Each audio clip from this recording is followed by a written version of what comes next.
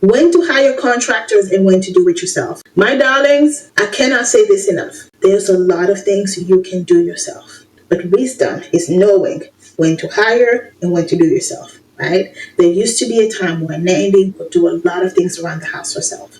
Today, I hire out almost everything. But my family, my parents, I'm so proud of my mom and my dad. They recently bought a duplex. There was a lot of work. In my head, I was like, oh my gosh, it's going to cost them so much money. They were able to do it all with sweat equity. You need to decide whether to hire or DIY.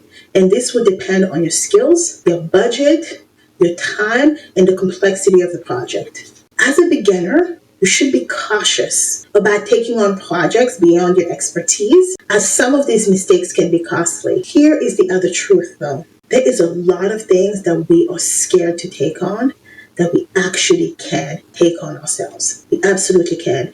YouTube University can teach you to do so much. Now, things like electrical, I don't know.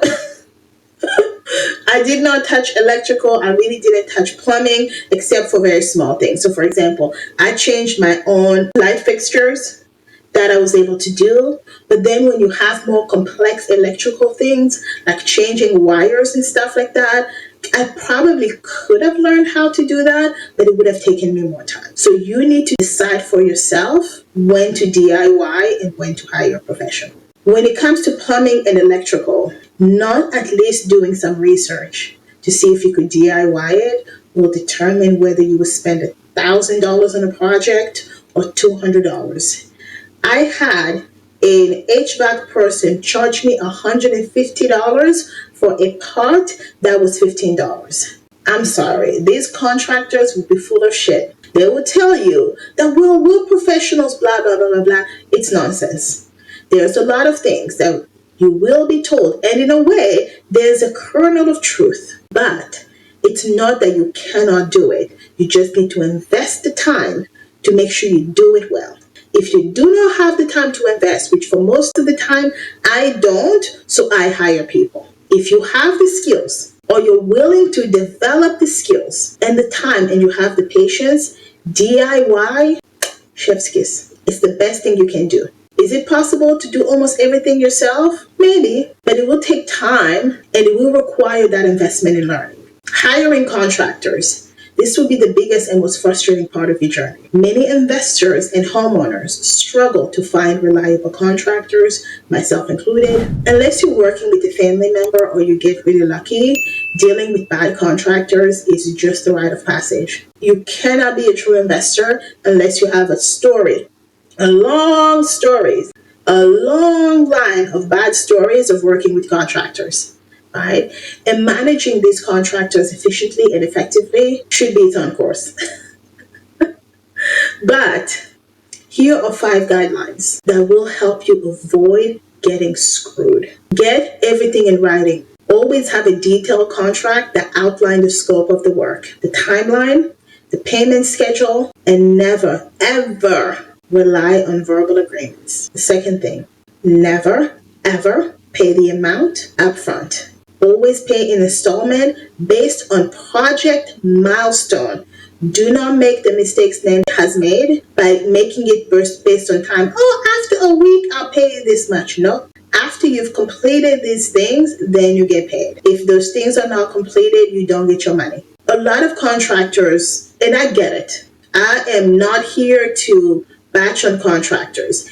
We have our challenges as investors. They have their own challenges too. Most contractors will be dealing with multiple projects because they want to secure the budget. But then they will steal from Peter to pay Paul. And at the end of the day, they ain't got no money. And the projects are not completed because they were doing too many projects. Most contractors are horrible at time management. And I get it. It's because they are dealing with a business and a type of work that's not, I'm going to start at 9 and I'm going to end at 5. It's more complex than that, and I understand it. You need to understand it too so you can secure your investment. You need to check for references and reviews. This is why I'm a big believer in living where your projects are happening and making sure that you're talking to as many people as possible for referrals. But this means also you being plugged in and connected in organizations where these people are doing business. You need to ask for past work samples. If you can, it's not always possible, but can you contact previous clients to verify the reliability of this contractor? I never really done this because I never really had the time. Every time I worked with a contractor, I was always in the gun, backed up against the wall, wanting to move very quickly. I haven't had disastrous situations just yet. Actually, I came close with one, but I was able to get out of it with as little headache as possible. It was stressful, but it could have been worse. Buy your own materials. Contractors will mark up material cost. I had an electrician who charged me, I just mentioned it, $150 for something that's $15. Purchase the material yourself will save you money. Monitor the work. My darling, you need to be on top of your work because I promise you, honey, if you hand a contractor a hand, they will take your whole dang on body. You need to be actively involved. You need to visit the site constantly, and any issues that need to be addressed, you address it right away. And the other thing I want you to do when it comes to the contractor, I need you to get the driver's license information and the insurance information. Actually, put this at the top. This right here should be the first thing you do, especially if you don't have references and you're new in the area or you're working long distance. You need the driver's license, you need the insurance information. Honey, you see this face? I have scars to show for it. If something goes wrong, you can either sue them or file a claim with their insurance to recover your loss. There is so much involved with hiring contractors. I need to probably set a whole new video. Yeah, it's probably what I'm going to do just on hiring contractors because they have probably been one of the most challenging part and also at the same time the most exciting, right? Because there's nothing that's more exciting than seeing all of the work that you've done come to fruition. You took something that was ugly and you turned it into something beautiful. Me and my family have had the opportunity to do a lot of that work ourselves. So when we meet in front of contractors, we really know who's bullshitting us and who isn't. And as inflation grows, so is the cost of everything. What used to cost me $3,000 is now costing me anywhere from $9,000 to $10,000. Yes. Between the cost of the contractor, the cost of the material, it's just too much.